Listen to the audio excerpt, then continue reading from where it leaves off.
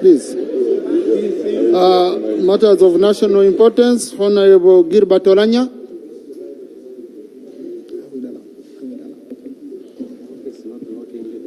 Thank you, Honorable Speaker.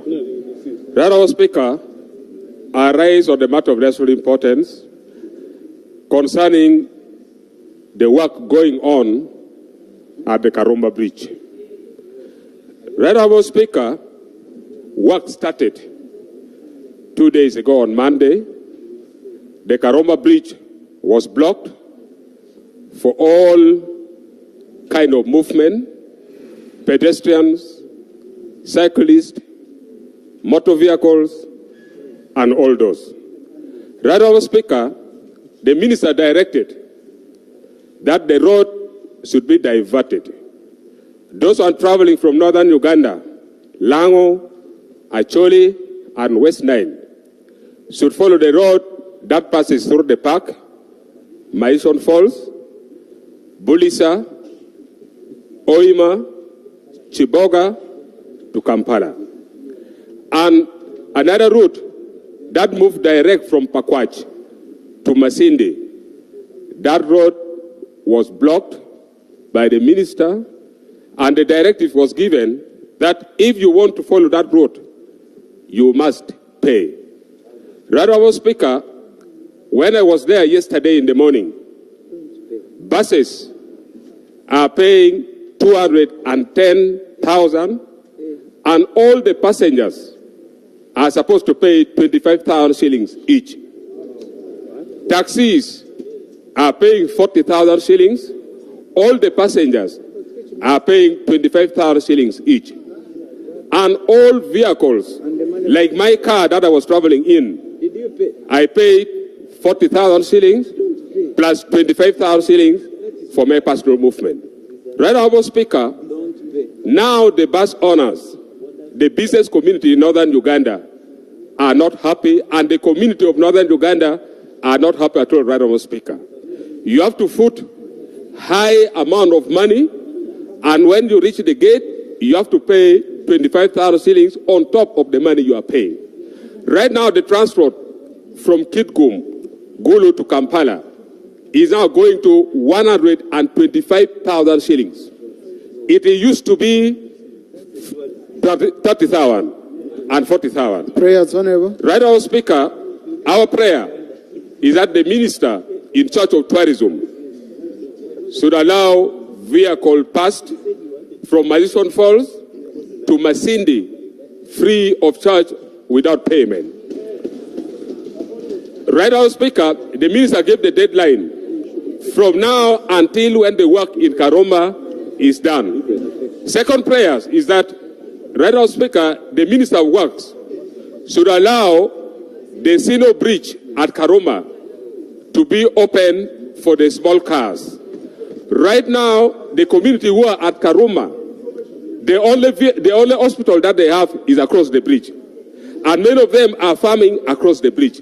Now the road is blocked. Those ones who are staying in Karuma, they have to come via Masindi, they have to go via Apache, which is very active, right, our Speaker. Thank you, Honorable. I pray that the minister should take concern very seriously. Thank you. Let me take information, right, our Speaker. Please, I'm telling you, you've concluded and you're taking information. Honorable colleagues, this issue has been brought to my office by around 7 MPs. It's the same issue. Okay? It's the same issue. So, in the interest of time, Honorable Gilbert Oranya has represented all of you on this issue. But I have decided, when you say, I know, but I don't have that time today. Honorable Minister for Tourism. Tomorrow I can have more, but today. Thank you, Right Honorable Speaker. And I want to thank the Honorable Gilbert Olanya for raising this matter. And I want to thank government for working on the Karuma Bridge and resolving that challenge once and for all. It's indeed true that there were concerns raised by colleague members of Parliament, but very many members of the public over the decision we had taken to maintain the Bugungu Junction, Kampala, Masindi Road for the tourists, and only open the Hoima, Para, Bugungu Junction Road for every other road user. But yesterday, Right Honorable Speaker, we had an interaction with the Minister of Works, and we agreed that we will allow buses go through the Masindi, Para, Bugungu Junction Road, which is 287 kilometers, but allow all the others access the park through the Hoima, Para, Bugungu Junction. Just a minute, colleagues, which is, just a minute, which is 315 kilometers. It is a difference of 28 kilometers. And Right Honorable Speaker and colleagues, this is where the challenge is. Because the moment we open the entire park to all kinds of vehicles, we will not have a mechanism of differentiating a tourist vehicle from a public vehicle.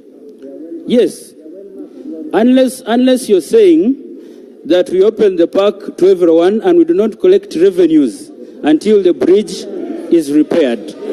That is the... Honourable Minister, this is for how long? This is for how long?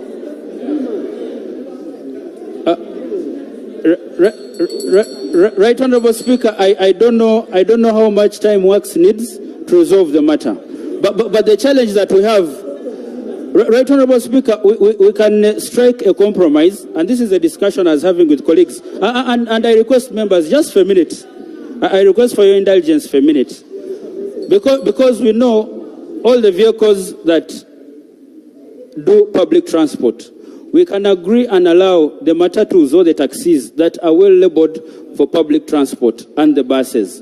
But the moment we open the second route, because we've left the other route that is only extensive by only... Honourable Minister. Yes.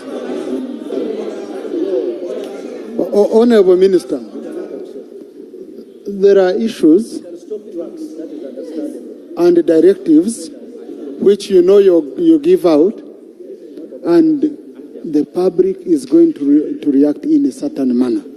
I have always guided ministers that for such a matter, call MPs from affected areas and meet them, other than saying you're coming to solve it on this floor. I can tell you, even if I give you 2 hours, that compromise you're asking for, you can't have it here, because you never raised revenue during COVID, okay? Now, the MPs have been coming to me and saying, when you look at the amount of money you're going to collect from the national parks versus the business you are going to kill during that time for the region, they don't add up. Okay?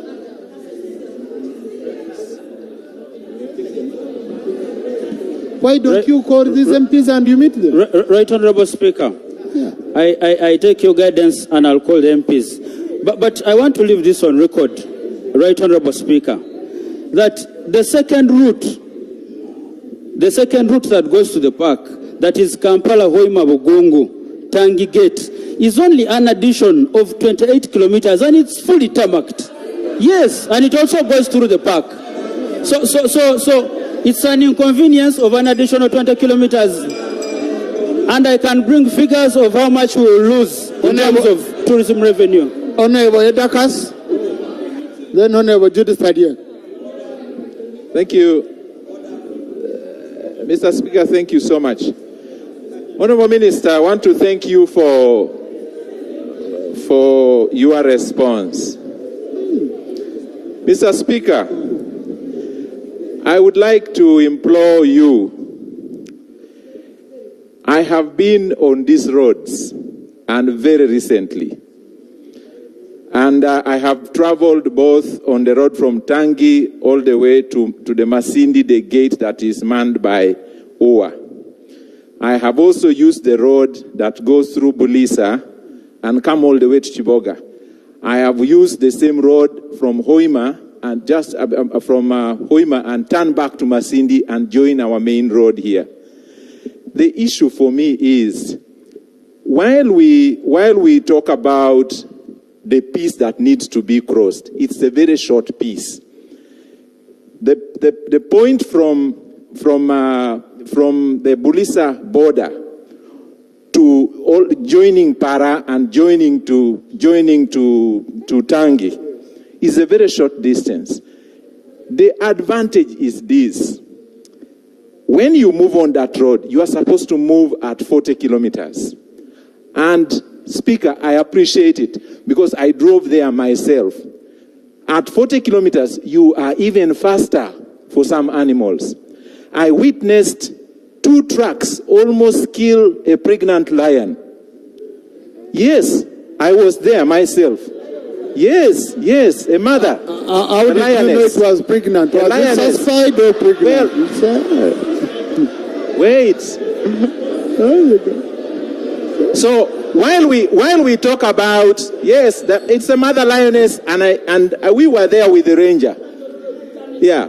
And we had been following that lioness, and the trucks came face to face. So first point I want to note for us this house to note is that even the speed of 40 kilometers is faster for moving on that path. But what solution are you providing? Because I would like the minister to take his stand that the junction so far provided is sufficient because it reduces the time within which we cross the park. Thank you. And the investment on those animals would be preserved in the next 3 months. Honorable Judith Adiek.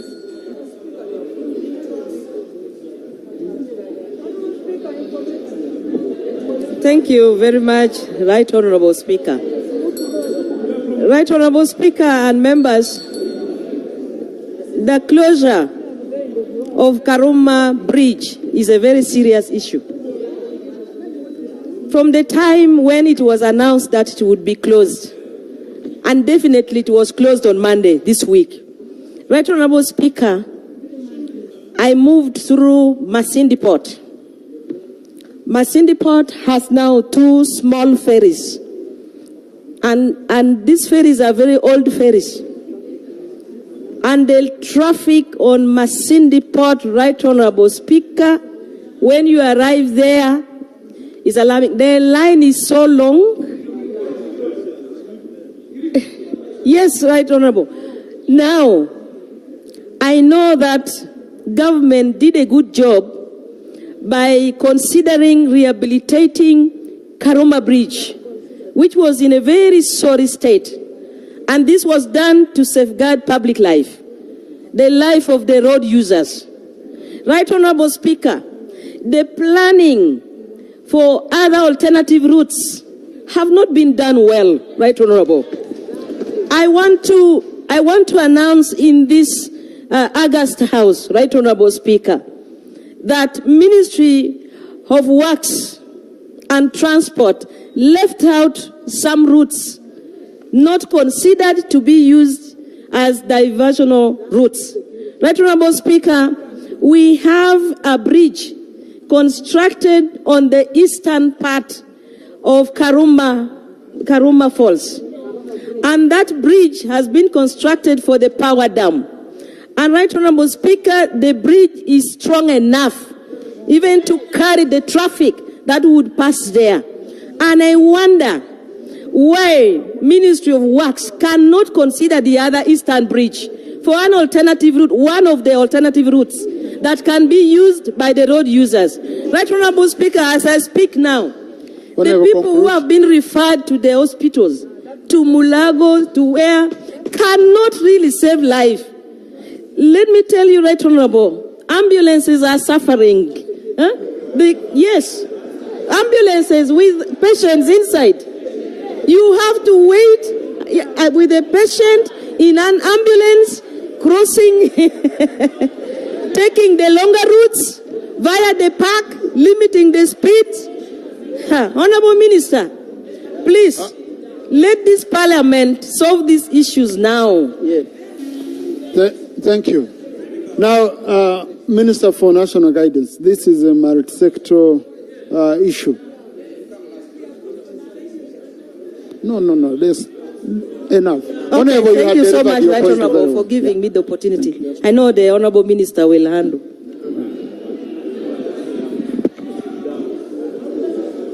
Thank you very much. Right Honorable Speaker, I am standing in for the leader of government business in the House. First of all, I want to thank Honorable Gilbert Olanya. He had also recorded his voice and spoken about it on social media, and the message is saturating. As we all know, Karuma Dam is undergoing rehabilitation because its structural integrity had become weak. And it's for the good that the bridge is being repaired. But also would want to do it to cause as minimal inconvenience as possible to Ugandans, especially those who travel that route. And all of us, even those who don't come from there, we travel to the northern part of the country. The Office of the Leader of Government Business is going to convene a meeting between the Ministry for Tourism and Works and Transport, and maybe other stakeholders.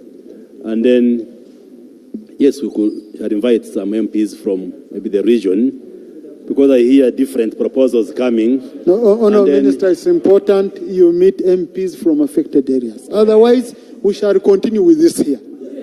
You come out together with... no problem. Yeah. And what is important is to come up with a sustainable and affordable solution to this. And then I request that you give us Tuesday. For reporting back? No, for reporting back. Report back. Okay. But whatever position we come up with will be in the interest of Ugandans. Thank you. Because this rehabilitation is not meant to inconvenience Ugandans. Thank you. Oh, why I insist on the MPs, Works and Tourism already made. What they came out with, you can see the contention is raising. That's why I'm saying, when you involve these stakeholders, they bring their views, they are captured, and you come up with a solution that is owned up by all. To arrange a meeting for tomorrow, and by close of business today, we shall communicate. Thank you. We shall communicate when